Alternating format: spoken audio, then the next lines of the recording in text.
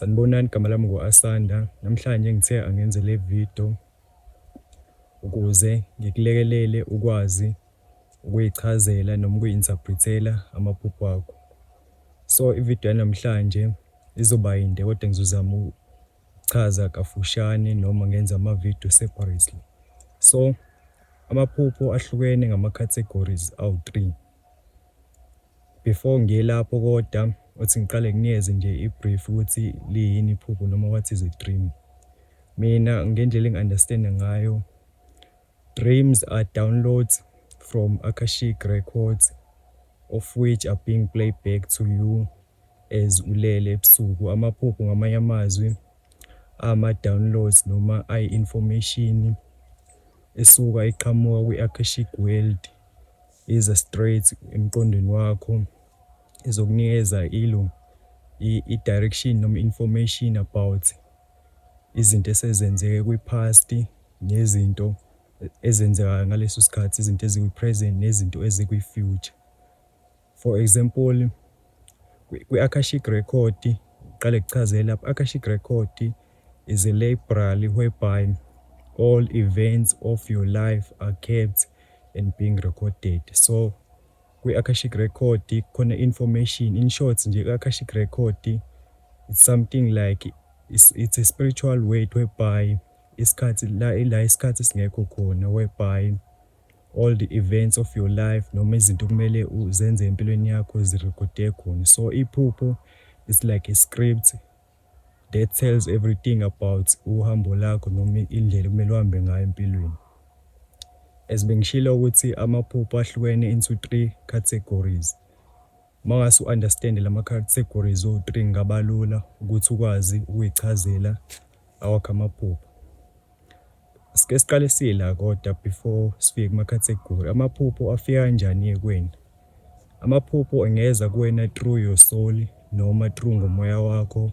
If ever uthothi ngikathulele ebusuku uzophuma emzimbeni wakho utravel to your maker noma utravel enkulunkulu, then ubuye ne-information enhle noma embi noma ebalekile kuwena ezokubonisha about your life noma ezokunikeza information ukuthi from now on kuzokwenzakalani. Amaphupho futhi ngafika through ama-angels noma iy'ngelosi ezokurelay information ebalekile about impilo yakho. Ingafika futhi through ama-ancestors noma abantu bakini abangasekho bekudlulisele imiyalezo straight from i-maker yakho, imiyalezo abawuthatha through i-maker yakho noma uNkulunkulu wakho. And then amaphupho futhi ungawathola aqhamuka direct kwimoya emibi, ukuthi kanjani ngizochaza mangifika kwi-category yesibili, because nemoya emibi yakwazi ukuthi ikwenzela amaphupho noma uphuphe through yona. Sike siye kwi-category yokuqala-ke yamaphupho. First of all, the first category, or noma angeke ngithi the first category are dreams from God. Then kunamaphupho avela direct to God noma avela direct from your maker. Amaphupho avela direct from God isikhathi esiningi uzowabona kanjani kuzokwazi ukuyichazela. Amaphupho avela from God, they are clear to see noma they are in clear with their message. Kulula nje ukwabo kwa-understand because they come to you and relay clear information. Mangabe uphuphe iphupho vela direct from uNkulunkulu, kulula ukuthi ulikhumbule mawuvuka ekuseni, line-information elula okwazi ukubona ama-event ukuthi bekwenzakalani. In most cases ajayele ukuphatha a useful information awalokho eshona le nale, they come with a clear message. But njobe eqhamuka nje ne-clear message, it doesn't mean that iyohlala iyinhle noma it doesn't mean that ukuthi it doesn't mean that message from God it will always come good. It can come with good information also, it can come with bad information. For example, ngenze ukuthi uyaphupha ubona inja iyankonkotha. Lelo phupho kuwena because it tells you about your enemies. And then elinye iphupho from God, it could be dreaming of mhlawumbe uthi uphupha uphuza ubisi. Uphupha uphuza ubisi, it shows wealthy and it shows inhlanhla, and it shows that you are purified noma spirit sakho pure. But ukuphupha nje ubisi kusho ukuthi izinto zakho zizokhanya and they are going to be clear and there's lots of wealth within your life. Those two dreams are dreams from God for you. Ngesibonelo sami lawo maphupho omabili are dreams from God. Iphupho lokuqala ngilisho comes with bad information, but it comes to you as a warning. And then leli phupho lesibili uphuza ubisi, it's a good dream, and mangabe uliphupha iphupho from uNkulunkulu lizoba clear.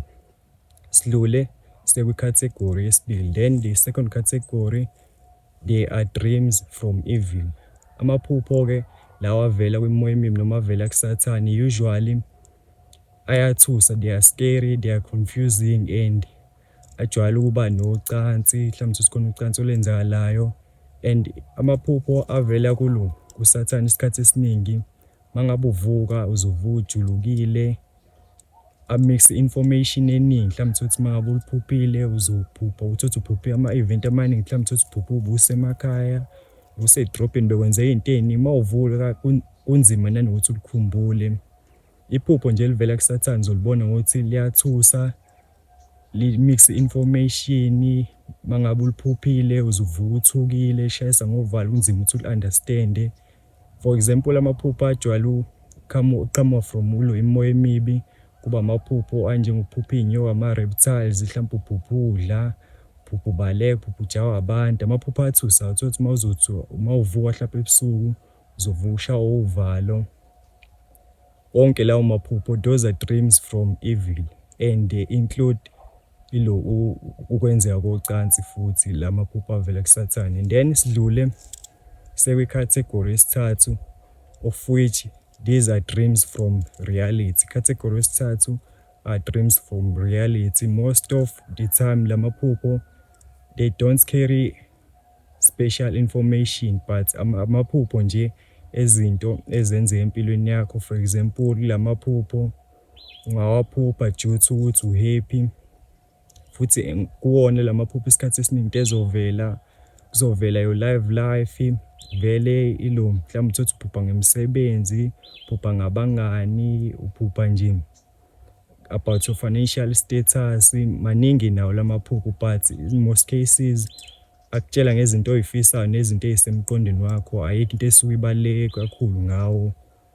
Yeah, namhlanje I think ngizoma la cause le video le ngiyenzele wena ukuthi khona uzokwazi uyi-understandela amaphupho wakho noma uyichazele wena amaphupho akho noma uyi-interpretele wena amaphupho akho without ukuthi uhambe kumuntu yobuza ukuthi noma ubhale la mhlawumbe lo enkundleni zokuxhumana noma usearch ukuthi iphupho ukuthi lisho ukuthini. The main purpose for me to do this video is to help you understand your own dreams.